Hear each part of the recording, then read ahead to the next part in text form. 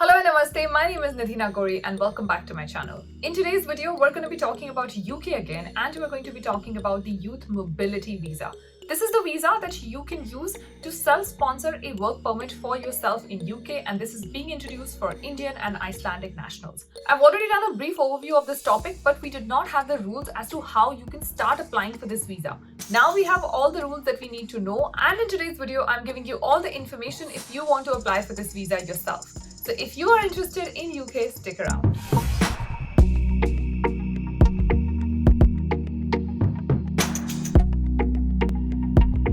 Before we move any further into this video, I want to thank Unacademy for collaborating with me on today's video. If you guys have been following my channel for some time, you know the love I have for Unacademy because I love the brand and I love what they've done to education in India. They've single-handedly revolutionized the concept of education in India by making it more accessible and less expensive for students. Today, I'm here to talk about their DT-IDT batch that is starting for Group 2 CA Final aspirants. If you are planning to write your CA Finals in May 2022 or November 2022, then this batch is for you. Trust me guys, I'm not a tax person and I struggled the most when it came to tax. I knew I needed the right guidance in these two subjects particularly. Whether you are a tax person or not, having the right guidance can help you in whichever subject you pick. Now let's talk about what I like about Unacademy. Well, I like the fact that these classes are held online, so you don't have to travel, you're not spending any time in commute. You get to choose which educator you want to study from. If you don't like one educator, you can move on to another educator. You get access to live classes, recorded classes, and even doubt-solving classes. This includes the study material that you need for the subject itself, but it also includes other stuff like revision test papers, mock tests, etc. Also, there's a variety of options available for you. So if you want mentorship, that's also available. If you want a specific exam that can test what kind of preparation you've had, you have an option of doing that as well, apart from which you can also sign up for these classes. And to make this an offer that you cannot say no to, I'm giving you 10% discount if you use my coupon code CANIDHI. Everything else that you need to know about Unacademy, the batch that's starting, and my coupon code CANIDHI is in the description box below. So make sure you check it out before you leave. On that note, let's get further into the video and let's talk about UK Youth Mobility Visa. So just to give you a little bit of background, UK Youth Mobility Visa is a visa that facilitates the movement of youth of certain countries that are between the age of 18 to 30. So these people from certain countries can move to UK for up to 2 years and find work there. And then there's a pathway. Different countries have it set up differently. So some countries have a pathway where these citizens of those countries like Australia, Canada, New Zealand, US, etc. So their citizens can go and apply for another permit. But there are other countries like Japan, Taiwan, Singapore, Hong Kong, etc. that have a separate pathway. But by and large, all the citizens of these countries can be participant in the Youth Mobility Visa, which means their citizens can move back and forth. So for example, between UK and Canada, any Canadian citizen between the age of 18 to 30 can move to UK, and any UK citizen between the age of 18 to 30 can move to Canada. A lot of countries have no limits, no caps, no quotas. So countries like Australia, Canada, New Zealand, etc. have no quotas. Any number of citizens from these countries can move to UK. Similarly, UK also doesn't have any quota. Any number of people from UK can move to Canada. Now you may ask me that when you look up the link for youth mobility on the UK government website, why don't you see India there? Well, that's because India is getting added to the list on Jan 1st, 2022. So our application slots are opening starting Jan 2022, which is why you don't see India being added to the list. Also, you may ask me, does India have any quota?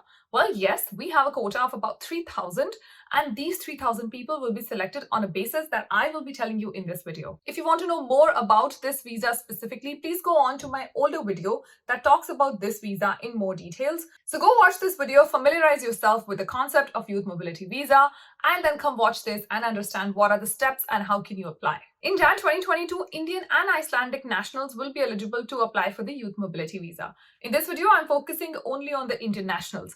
Let's talk about what requirements exist for Indian nationals to apply for this visa. Well, the first requirement is that you need at least an RFQ 6 level of study, which means you need a bachelor's with honors. You have to have a proper bachelor's with honors.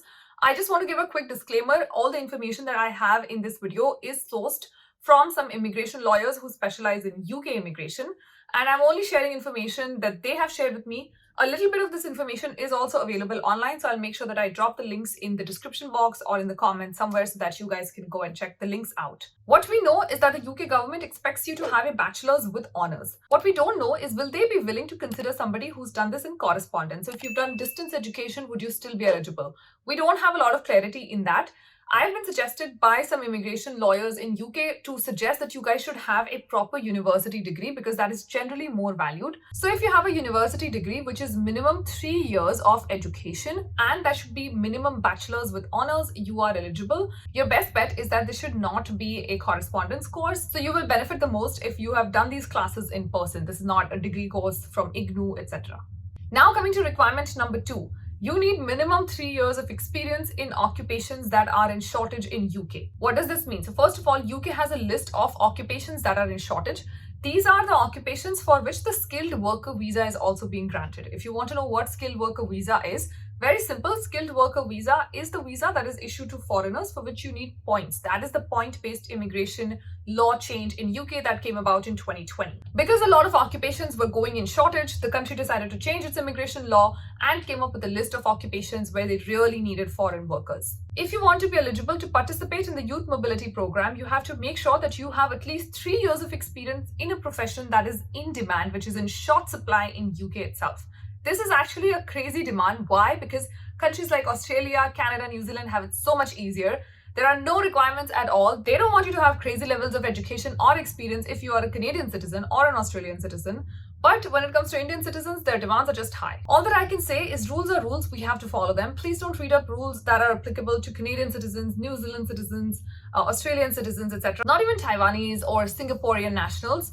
Those rules are very different from what applies to Indian nationals. So make sure that anytime you try to do any research on your own, read about Indian nationals only. Now let's talk about how candidates will be selected. Will it be application by application? Will your merit be judged, etc.? Well, unfortunately, no. They will be selecting candidates via a ballot system.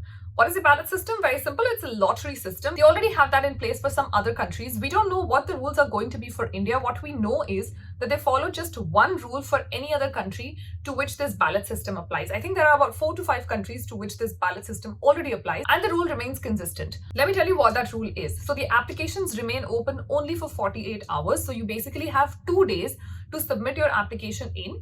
In this, you have to make sure that you submit proof of your education and proof of your experience.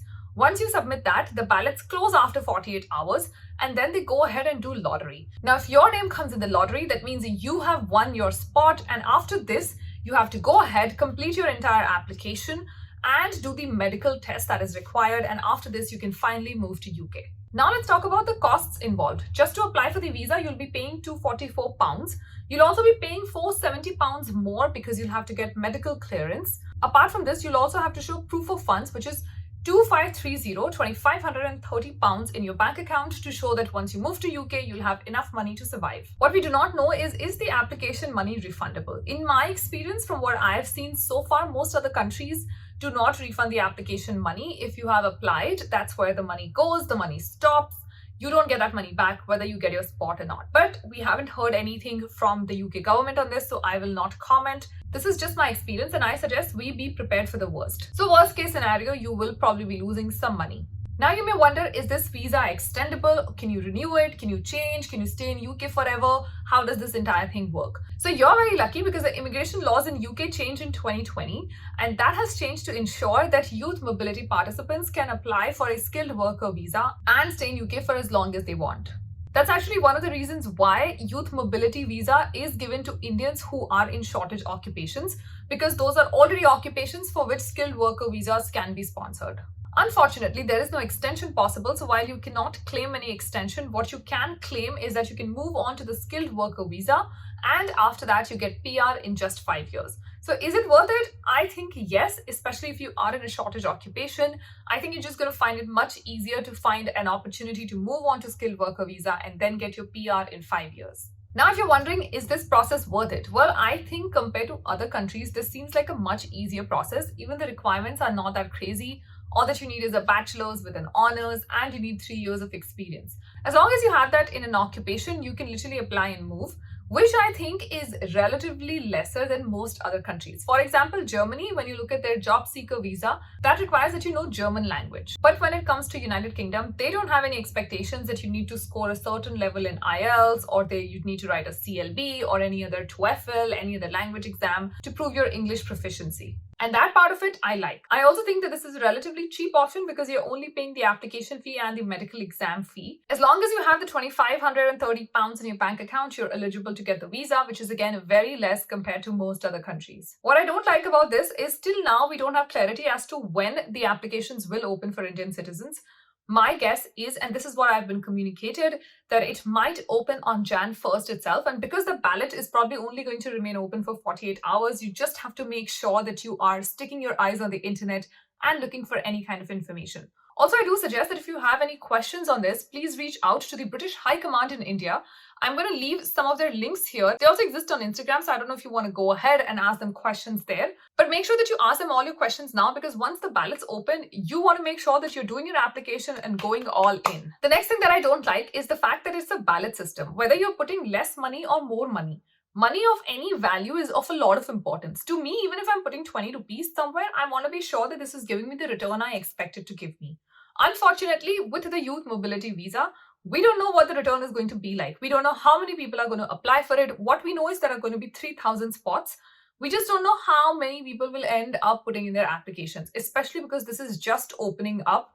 This is going to be the first time that they're doing it for Indian nationals. So we just don't know how many people will apply. If 2,500 people apply, sure, everybody will get a spot. But if 2,50,000 people apply, or 25 lakh people apply, or even more than that people apply, then many of them will not be getting a spot and will go back disheartened. This part of it I truly do not like. But in life, you've got to take chances, and each chance comes with some risk. So please make sure that you do your own risk and reward calculation and then decide how you want to proceed further with it. I'll leave some of the links of the legal information down in the description box or maybe in the comments somewhere. What I do want to mention is that these are not immigration agencies that I recommend or I suggest you go for. Just follow them for information. They are going to be very expensive and it will make no difference to your application whatsoever. So please do not burn your money there. Follow them for information. They keep posting all the updates. And maybe do your own research and then decide if you want to go ahead with this or not. Apart from this, if you have any other questions, please put them down in the comments below. Make sure you like this video and subscribe to the channel because I keep posting videos like these all the time. And if you can, please go ahead, check out the channel in some more detail, see what kind of videos have been created. I'm pretty sure you like something that is of your cadence and something that is of your taste. But if there's something that you think I must cover, or if there's a question that you may have, or if there's a topic that you want to suggest for my future videos, please put them down in the comment box below. I promise to see you in the next video. Until then, make sure you take care of yourself. Stay safe. Namaste.